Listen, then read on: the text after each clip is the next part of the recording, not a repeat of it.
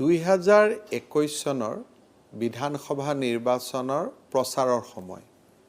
প্ৰচাৰৰ সময়ত সাধাৰণতে মনত এটাই ইচ্ছা থাকে যে বিজেপি নিৰ্বাচনত জিকিব লাগে। প্ৰচাৰ সভাত কেতিয়াবা কৰিব পৰা কৰিব নোৱাৰা দুইটাই প্ৰতিশ্ৰুতি আমি দিওঁ আৰু পিছৰ 5টা বছৰ তেনেকৈ চলি যায়। ৰাইজেও মনত নাৰাখে আৰু আমিও পাহৰি যাওঁ। কেতিয়াবা কিছুমান কথা মনত থাকে, ৰূপায়ণ কৰা যায় আৰু কিছু কথা ৰূপায়ণ নকৰাকৈ থাকি যায়। বহুত ভাবি চিন্তি নহয়, কিন্তু ইলেকশ্যনৰ কোনোবা এখন সভাত মই কৈ পেলালোঁ যে বিজেপি দলৰ যদি চৰকাৰ গঠন হয় 1 লাখ নিযুক্তি ৰেগুলাৰ পোষ্টত নিযুক্তি আমি নিবনুৱা যুৱক যুৱতীসকলক দিম। তেতিয়া মই বহুত বেছি হিচাপো কৰা নাছিলোঁ, কিন্তু 1 লাখ নিবনুৱা যুৱক যুৱতীক যদি মাহত 25,000 টকাকৈ দৰমহা পায়, তেতিয়াহ'লে আপোনালোকে ধৰি লওক যে চৰকাৰৰ ওপৰত কিমান অতিৰিক্ত বোজা পৰিব। নিৰ্বাচনৰ পিছত মুখ্যমন্ত্ৰীৰ দায়িত্ব ল'লোঁ, প্ৰতিশ্ৰুতিৰ কথা মনত আছিলে, এক প্ৰকাৰ চিন্তা আহিলে যে 1 লাখ নিযুক্তি আমি দিব পাৰিম বা দিয়াটো চৰকাৰৰ ফাইনেন্সিয়েল দিশৰ পৰা কিমান উচিত হ'ব। চিন্তাবোৰ আৰম্ভ কৰোঁতে কোভিড আহিলে, কোভিডৰ লগত মোকাবিলা কৰিবলগীয়া হ'ল। মানুহৰ জীৱন বচোৱাটো প্ৰথম দায়িত্ব আৰু কৰ্তব্য। লাহে লাহে কোভিড হাম কাটিলে। মনতে ভাবিলোঁ যে আমি এটা চেষ্টা কৰা ভাল। নিৰ্বাচনৰ সময়ত ৰাইজক প্ৰতিশ্ৰুতি দিছিলোঁ, ৰাইজে ইমান মৰম আশীৰ্বাদ কৰিলে, 1 লাখ নিযুক্তি নহ'লেও কিছু নিযুক্তি আমি কেনেকৈ দিব পাৰোঁ তাৰ বাবে চিন্তা কৰোঁ। আমি আৰম্ভ কৰিলোঁ। চাওঁতে এটা সময় আহিল য'ত নেকি আমি 45,000 নিযুক্তি সম্পূৰ্ণ কৰিব পাৰিলোঁ। যেতিয়া 45,000 নিযুক্তি সম্পূৰ্ণ হ'ল, তেতিয়া মনত উৎসাহ দুগুণ বাঢ়িলে যে আমি বাকীখিনি নিযুক্তিও কৰিব পাৰোঁ নেকি। কিন্তু নিযুক্তি কৰিম বুলিলেই কৰা ব্যৱস্থাটো ইমান সহজ নাছিল। আমাৰ অসম চৰকাৰত বহুকেইটা বিভাগ আছে। প্ৰায় 70টাতকৈ অধিক ডাইৰেক্টৰেট আছে, 40টাতকৈ অধিক বিভাগ আছে। আৰু যদি আমি চাকৰিৰ স্কেল অফ পে, কোৱালিফিকেশ্যন আদি যদি আমি হিচাপ কৰিব যাওঁ, প্ৰায় 88 টাইপছ অফ ৰোষ্টাৰ পইণ্টছ আছে। ৰোষ্টাৰ পইণ্টৰ লগত কোনোবা এটা চাকৰিত বিকম লাগে, কোনোবা এটা চাকৰিত BSc লাগে, আকৌ কোনোবা এটা চাকৰিত বিকম উইথ কম্পিউটাৰ ছায়েন্স লাগে, অথচ দৰমহা একেটাই। এই বিভিন্ন যিমানবিলাক ব্যুৰ'ক্ৰেটিক বা আমাৰ নিয়ম আছে, সেই নিয়মেদি পাৰ কৰি এটা এটাকৈ পৰীক্ষা পাতি নিবনুৱা ল'ৰা ছোৱালীসকলে মাহত এটাকৈ পৰীক্ষা দি 1 লাখ আমি কেতিয়া পাৰ কৰিম। প্ৰথম 42-45,000 নিযুক্তিটো আমি অসম আৰক্ষীত কৰিলোঁ, আমি শিক্ষা বিভাগত কৰিলোঁ, য'ত কেৰেক্টাৰটো একে আছিলে।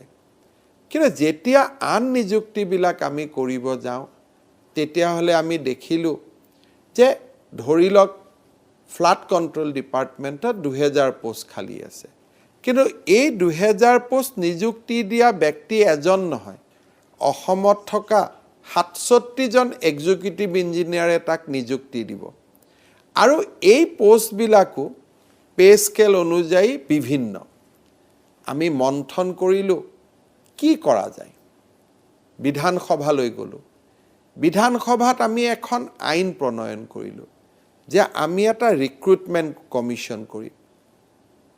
এপইণ্টিং অথৰিটি যোনেই নহওক কিয়, পে স্কেল যিয়েই নাথাকক কিয়, আমি 2টা ক্লাছিফাই কৰি ল'লোঁ যে গ্ৰেড 3 আৰু গ্ৰেড 4।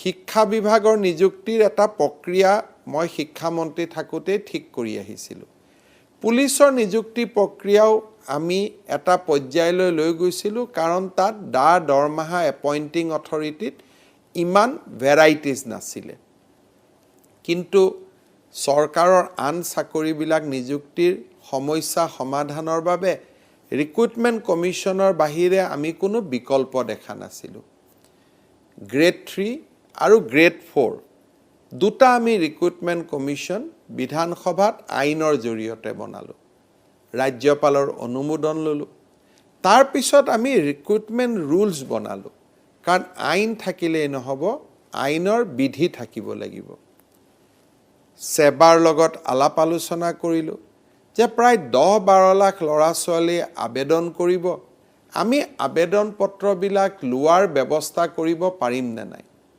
তাতকৈ ডাঙৰ কথা এমপ্লয়মেণ্ট এক্সচেঞ্জত ইমান ল'ৰা ছোৱালীয়ে নাম ভৰ্তি কৰিব পাৰিব নে নাই নিয়োগ বিনিময় কেন্দ্ৰক আমি সম্পূৰ্ণভাৱে ডিজিটেলাইজ কৰি পেলালোঁ যাতে ল'ৰা এজনে ৰাতিপুৱা নিয়োগ বিনিময় কেন্দ্ৰত গ'লে 10 মিনিটৰ ভিতৰত যাতে তেওঁৰ নাম এমপ্লয়মেণ্ট এক্সচেঞ্জত সোমাব পাৰে সেবাক ডিজিটেলাইজ কৰা হ'ল যাতে 10-12 লাখ এপ্লিকেশ্যন আমি পৰ্টেলত ল'ব পাৰোঁ পৰ্টেলত লোৱাৰ পিছত পোষ্ট অনুযায়ী আবেদনকাৰীসকলক আমি বিভক্ত কৰিব পাৰোঁ ৰিক্ৰুটমেণ্ট কমিশ্যনৰ লগত কেইবাবাৰো মিটিং হ'ল সিদ্ধান্ত হ'ল যে আমি গ্ৰেড 4ৰ কাৰণে দুবেলা according to the pay scale grade 3ৰ কাৰণে দুবেলা আৰু ড্ৰাইভাৰ বা আনস্কিল য'ত জড়িত তেওঁলোকৰ কাৰণে আন এটা দিনত পৰীক্ষা পতাৰ সিদ্ধান্ত লোৱা হ'ল অসমত পৰীক্ষা পাতিলে প্ৰশ্ন কাকত ফাদিল হয় আচলতে ফাদিল নহয় কোনোবা এজন ল'ৰা পৰীক্ষা দি থাকে তেওঁ আধা ঘণ্টাতে উঠি ওলাই গুচি আহোঁতে লগত পৰীক্ষাৰ প্ৰশ্ন কাকতখন মোবাইলতে ফটো তুলি লৈ আহে সংবাদ মাধ্যমত প্ৰকাশ হয় যে পৰীক্ষাৰ প্ৰশ্ন কাকত ফাদিল হ'ল আচলতে ফাদিল আগদিনাখন গধূলিয়ে নহয় পৰীক্ষা চলি থাকোঁতে ফাদিল হয় পৰীক্ষাৰ্থীসকলে পেপাৰখন নাপায় কিন্তু সংবাদ মাধ্যমে পেপাৰখন পায় এনেকুৱা প্ৰক্ৰিয়াৰ লগত আমি কেনেকৈ যুঁজ কৰিম মনত ভাবিলোঁ ইণ্টাৰনেট সেৱা বন্ধ কৰিম প্ৰতিক্ৰিয়া আহিলে কোৰ্টৰ পৰ্যন্ত কেছ গ'ল যে কিয় ইণ্টাৰনেট সেৱা বন্ধ কৰিব আমি স্পষ্ট সিদ্ধান্ত ল'লোঁ নহয় নিবনুৱা যুৱক যুৱতীসকলে বুজিব লাগিব যে পৰীক্ষা স্বচ্ছভাৱে হৈছে উচ্চ ন্যায়ালয়ে আমাৰ সপক্ষে ৰায় দিলে আৰু এটা সময়ত আমি ৰিটেন টেষ্টসমূহ সুকলমে পাতিব পাৰিলোঁ আৰু মই অত্যন্ত আনন্দিত যে কোনো এটা পৰীক্ষা হলৰ পৰাই প্ৰশ্ন কাকত ফাদিলেই হওক নকলৰ অভিযোগে হওক একো অভিযোগে আমাৰ সন্মুখলৈকে নাহিলে ৰিটেনৰ এটা সময়ত ৰিজাল্ট দিয়া হ'ল ৰিটেনৰ ৰিজাল্ট দিয়াৰ পিছত প্ৰশ্ন আহিলে যে আমি ইমান ল'ৰা ছোৱালীক অৰেল ইণ্টাৰভিউ কেনেকৈ ল'ম আমাৰ অফিচাৰসকলৰ লগত কথা পাতিলোঁ আমি দেখিলোঁ যে আমাক 2 মাহ সময় লাগে আৰু 2 মাহ সময় যদি আমি 10টাও যদি আমি পৰীক্ষাৰ কাৰণে ইণ্টাৰভিউ বোৰ্ড কৰোঁ 20 জনকৈ চৰকাৰী বিষয়াই 2 মাহ কাম কৰিব নোৱাৰিব আনহাতে কম্পিউটাৰৰ স্কিল পৰীক্ষাও ল'ব লাগিব সকলোৰে সহযোগিতাত আমি অল্টাৰনেটিভ অফিচাৰসকলক দায়িত্ব দি পৰীক্ষাও ল'লোঁ অৰেলো কৰিলোঁ আৰু স্কিল টেষ্টসমূহো কৰিলোঁ তাতো কোনেও আপত্তি নকৰিলে যে নহয় আমাক অন্যায় কৰা হৈছে এক ন্যায়ৰ ভিত্তিত মেধাৰ ভিত্তিত অৰেলত মাৰ্কছ দিয়া হ'ল ৰিটেন আৰু অৰেলৰ পৰীক্ষাৰ নম্বৰ যোগ কৰি আমি পৰীক্ষাৰ ফলাফল দিলোঁ পৰীক্ষাৰ ফলাফল দিয়াৰ পিছত টেলিভিছন সংবাদ মাধ্যমত স্পষ্টভাৱে আজি আমি দেখা পাইছোঁ যে কিমানটা দৰিদ্ৰ পৰিয়ালৰ মুখত হাঁহি বিৰিঙিছে নিম্ন মধ্যবিত্ত দৰিদ্ৰ পৰিয়াল অসমৰ প্ৰতিখন জিলা কোনোবা গাঁৱত 20, 25, 50 জনতকৈ ল'ৰা ছোৱালীয়ে মেধাৰ ভিত্তিত চাকৰি পাইছে। ল'ৰাকেইজন বিজেপিৰ সদস্যও নহয়, ছোৱালীকেইজনী বিজেপিৰ সদস্যাও নহয়, দেউতাক মাকো বিজেপিৰ সদস্যা নহয়। মাত্ৰ ল'ৰা ছোৱালীকেইটাই পঢ়িছিলে, পঢ়ি চাকৰি পাইছিলে। যোৱা কেইদিনমান আগৰ যদি APSCৰ কলংকিত অধ্যায়বিলাকলৈকে মনত পেলাওঁ বা তাৰ আগৰ গোটেই ৰিক্ৰুটমেণ্ট এক্সামিনেশ্যন শিক্ষা বিভাগক বাদ দি সকলোতে আঙুলি উঠিছিলে আৰু কৰবাত হয়তো সত্যতাও আছিলে। কিন্তু এইবাৰৰ তৃতীয় আৰু চতুৰ্থ শ্ৰেণী পৰীক্ষাত কোনেও এটাও প্ৰশ্ন নকৰিলে যে ইয়াত অন্যায় হৈছে, কাৰোবাৰ প্ৰতি পাৰ্চিয়েলিটি কৰা হৈছে। 1 লাখ নিযুক্তি ডাঙৰ কথা নহয়। 1 লাখ নিযুক্তি হয়তো কোনোবাই কৰিবও পাৰে, কিন্তু 1 লাখ নিযুক্তি হ'ব আৰু চৰকাৰখনৰ প্ৰতি এটা আঙুলিও কোনেও নুটুৱাব। অৰ্থাৎ ক'তো কোনেও অভিযোগ নকৰিব যে টকাৰ লেনদেন হোৱা নাই, নেপোটিজিম হোৱা নাই, কাকো কোনেও পাৰ্চিয়েলিটি কৰা নাই। 1 লাখ নিযুক্তি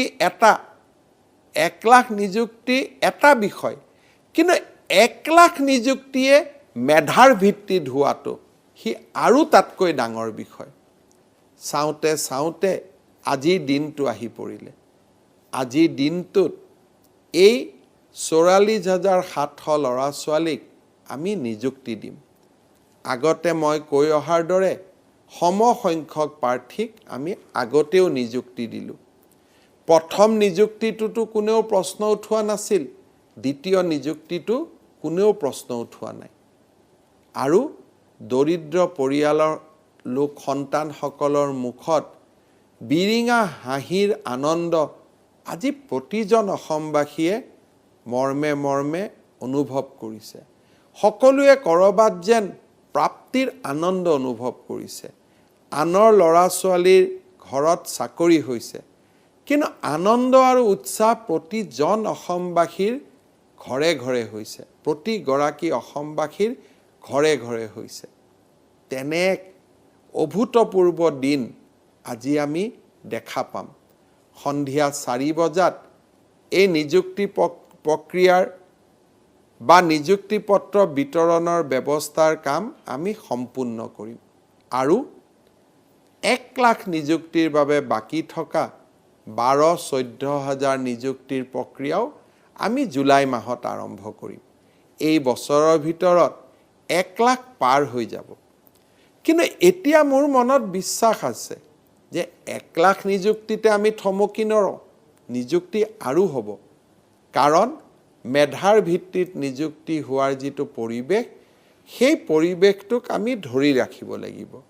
প্ৰত্যেক বছৰে এনেকুৱা একোটা মেগা নিযুক্তি, য'ত নেকি অন্তত 20, 25, 30 হাজাৰ ল'ৰা ছোৱালীয়ে একেলগে চাকৰি পাওক, তেনেকুৱা চিন্তা মই মোৰ মানসপটত ৰাখি থৈছোঁ। আগলৈও আমাৰ এই যাত্ৰা চলিব, কাৰণ আমি অসমৰ মেধা ল'ৰা ছোৱালীক কৰ্মসংস্থাপন পোৱাটো বিচাৰোঁ। কিন্তু ইয়াৰ লগে লগে পঢ়া শুনাৰ পৰিৱেশৰ কাৰণে কেন্দ্ৰীয় চৰকাৰৰ চাকৰিসমূহতো আমি লাহে লাহে প্ৰতিযোগিতা কৰিব পাৰিম। কাৰণ বৈদ্যায়তনিক পৰিৱেশ এটা যেতিয়া সমাজত সৃষ্টি হ'ব, সি অকল অসম চৰকাৰৰ চাকৰিতে সীমাবদ্ধ হৈ নাথাকে। আমাৰ ল'ৰা ছোৱালীয়ে আকাশ চুব পাৰিব, আমাৰ ল'ৰা ছোৱালীয়ে নতুন দিগন্তৰ সন্ধান কৰিব পাৰিব।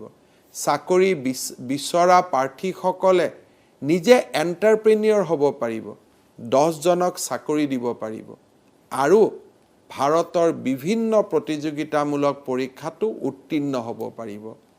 অসম চৰকাৰৰ 1 লাখ মেধাৰ ভিত্তিত চাকৰি ই মাত্ৰ এক পৰিৱৰ্তনৰ নতুন দিনৰ ইংগিত বহন কৰিছে। ইয়াৰ পৰাই শৈক্ষিক যাত্ৰা আৰম্ভ হ'ব, প্ৰতিযোগিতাৰ যাত্ৰা আৰম্ভ হ'ব, মেধাৰ জয় যাত্ৰা আৰম্ভ হ'ব। এই প্ৰতিযোগিতা, মেধা আৰু শিক্ষাৰ জয় যাত্ৰাই আমাৰ জাতিটোক বহু ওপৰলৈ লৈ যাব।